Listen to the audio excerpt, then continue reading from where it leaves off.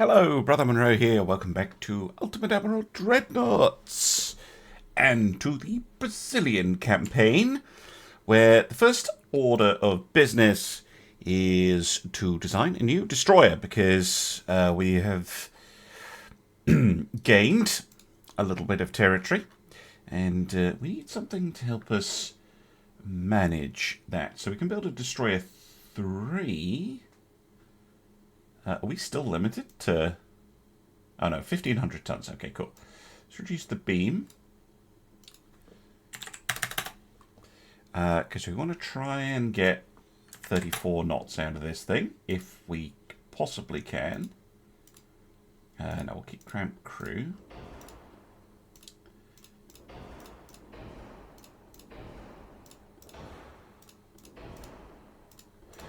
Okay, so... refit towers, interesting. They're pretty heavy. I'll probably just go with the advanced tower for now. A funnel.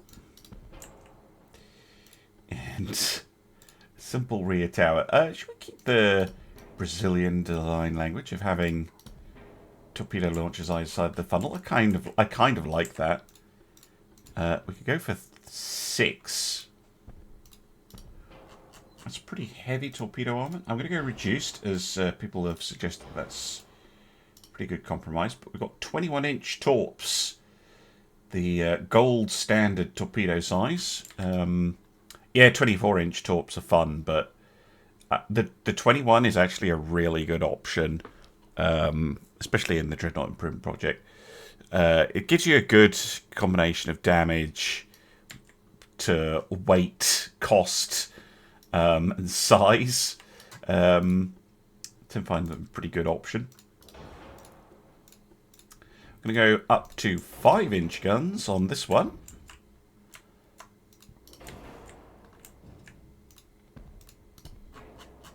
Basically an evolution of the previous destroyer types.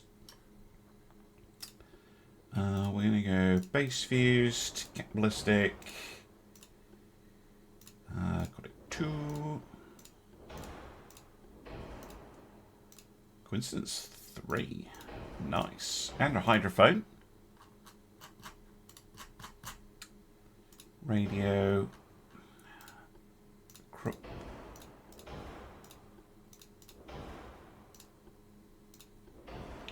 Top end anti-flood. Let's reduce the range.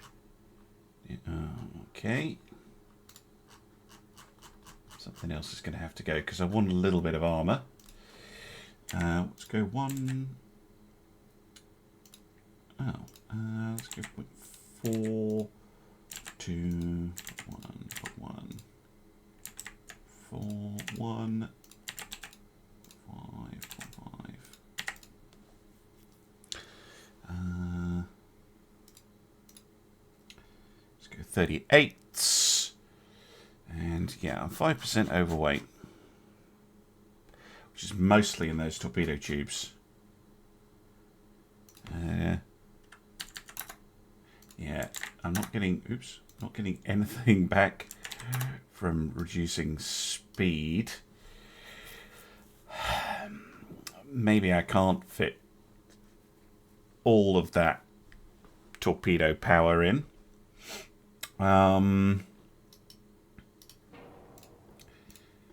Keep the original 4 torpedo layout from the previous class. Yeah, that's a lot closer. And 101%. 14 tons I need to shave off this. Let's go with just the lightest possible tower. And there we go. Cool. Right, let me think of names and figure out how many of these I can afford to actually build. Alright, I decided to build 6, because that's how many I can afford without having to adjust the budget. Also, exactly the number of names for destroyers that I haven't put in from channel members and Patreons. Shout out to channel members and Patreons who, well, Patreons all get a name chip, so if you're watching this, your Patreon, and you haven't sent me a ship name for this campaign, please do so. If you're a YouTube member who is at the Destroyer Captain tier or above, but Destroyer Captain is the cheapest, you can get your names in for the next class, because I'm sure I'll be building more destroyers. Anyway, some more of those on the go. Very nice indeed. That uses up my budget. Once they're built, I will look to build our 3rd generation battlecruiser, because they have been doing superbly well. Welcome back. Destroyers are complete and commissioning up, which is fantastic. In terms of the... So I need to wait another turn before I can start building, because I won't know quite how my finances are placed. I've been trying to build some tension with the United States. They're at war with everybody. They have no fleet. I think that all their money is going into trying to replace transport losses, because it's just getting absolutely wrecked. I kind of want to make a bid for Panama and Costa Rica. Possibly we could also grab the Virgin Islands off of them, although those are in the wrong place. Surely those should be over here. Anyway, or this colour is wrong. Something weird going on with the map there. Anyway, if we could grab that, that would be really good. Oh my god, the British. The British are trying to invade Maine. Hilarious. I think that going after the continental United States is probably a bit of a stretch for us. But if we could grab this, that would be really nice. Potentially, we could go after the British as well, who are... they're okay. They still have a large fleet. Their arm logistics is rubbish, so I'm not too worried. But they love us. In fact, we're the only country they love, so we maybe shouldn't do that. But yeah, the United States, nobody likes them, apart from the Japanese. Weirdly, Japanese hate us, by the way. They've been trying to go to war with us, but I've just been telling them to sod off. Yeah, so I think this would be a very nice strategic grab for us. Yeah, the British and the Dutch, who are both very friendly with us, a little bit of an issue, because I would like to take all of this. Well, I guess we could attack the French to grab French Guiana. Obviously, I would like to grab the Falklands and South Sandwich Islands. I'd like to have a go at Portugal as well, but we'll just have to wait and see who we end up in a war with. Oh, and the United States also owns, of course, the Galapagos Islands, which I very much like to take off them. Similarly with the... we could even go for Pearl. Pearl's a little trickier, though. And again, a war with the French. Potentially we could grab some of these islands over here in the South Pacific. But I do not want to be at war with any of the continental powers at all. Thank you very much. Okay. I'll see you in a turn in the shipyard. Okay, welcome back. Right. This thing can do 30 knots on standard beam. So we'll keep that. I don't think I'm going to get too much from reducing the beam. We're going to go all the way up to 31,000 tons. This would make it the largest of the three, but I'm probably going to keep the armament loadout, but we'll see. Again, I'm going to stick with cheap and cheerful towers. Full oil. Ooh, hello.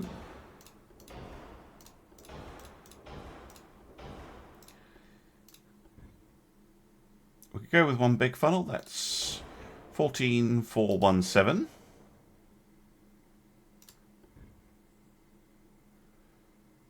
$14,223.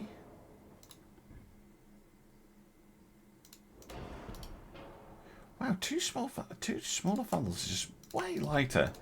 Takes up more space though. Okay, go with 2 funnels then. And a cheap and cheerful rear tower.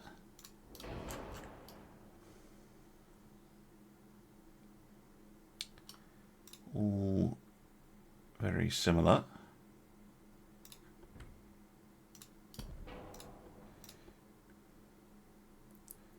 Ooh, if we have 15-inch guns, it's tempting.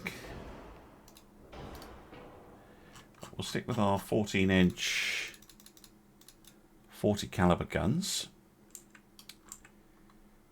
But this one, maybe we use that extra weight to mount an extra gun, giving us 10 14-inch guns. That's potentially very spicy.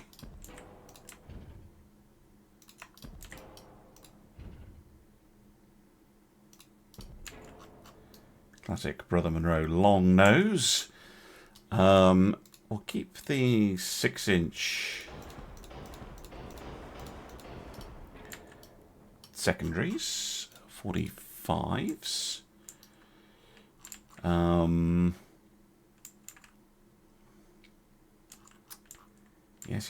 Yes.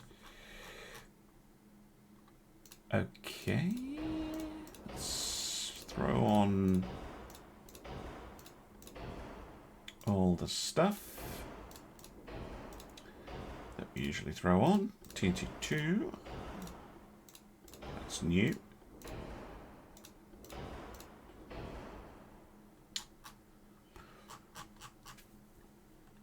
%for armour. Okay, let's go with the 12. Slightly up armour it.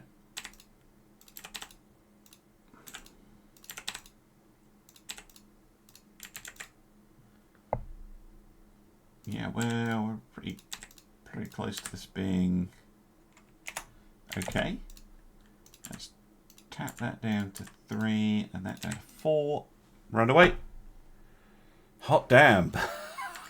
Oh, okay. Goodness. This is going to be the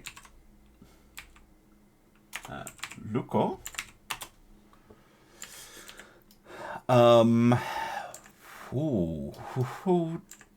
Mama. That is an extremely spicy. I mean, the others are already spicy enough.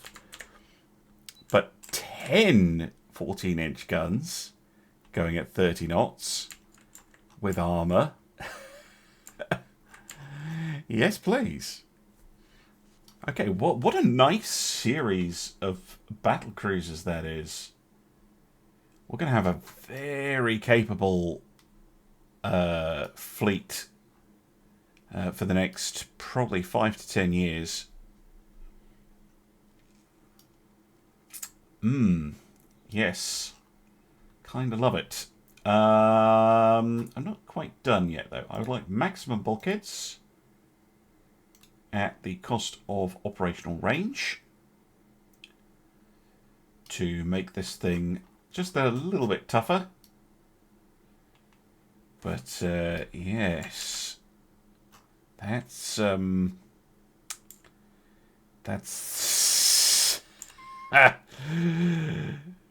know, if I was sitting in the Admiralty in Europe,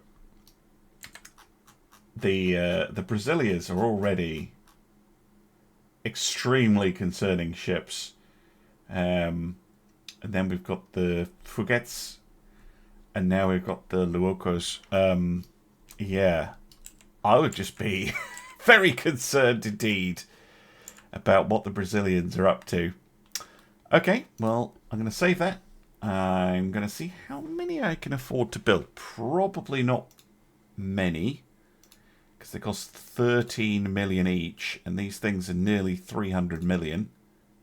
Okay, I can afford one for now. I don't mind spending a little bit of money, so that's fine. And I guess I'll continue with my efforts to antagonize the United States. Ah, the US paid me off. Okay. Give me 240 million. Damn. Okay, well, we can... I was going to try and... See, I was preparing. I was moving the fleet over here. Bugger. I'm going to have to send them back in that case. It's going to take a while to build the tension back up. Oh, that's annoying. Still, I did get a bunch of money out of it. So it's not all bad. Alright, welcome back. I'm going to go quick check in the politics screen. I'm going to continue increasing tensions with the United States. Greece is pretty much out of it. Japan is pretty much out of it. Korea. Turkey does have a battleship, although they're being pressed pretty hard. Portugal, not doing much. Spain's not doing much. Russia expanded and is now contracting again. Austria-Hungary on the brink of destruction. China's just doing China things. But look at this. We have a larger economy than Britain. This period of peace and our battlecruisers are making things very interesting. We are rapidly becoming a major power. So is Germany. I'll go and have a look at the map in a minute. France and the Netherlands. Wow, the Netherlands is absolutely going on a tear. I love it. They've carved out a lot of Central Africa for themselves. All this stuff in the Middle East. They're going after the Russians. Hilarious. Anyway, they do have their own problems. You can see here they're having rebellions and stuff. That can become quite difficult to deal with. The Germans have pushed all the way to Ukraine, cutting off the Russian holdings in Europe, well, in southern Europe, I guess. Very interesting. Very interesting indeed. I wonder if the Austrians are going to be able to push back and recapture this stuff. I think that's most of the weird stuff going on. But yes, I'm going to end the episode here, actually. I'm not feeling well today. I know it's a little bit of a shorter episode than usual, but the YouTube algorithm won't mind. And I will be back very soon with some more Ultimate Admiral Dreadnoughts. Bye for now.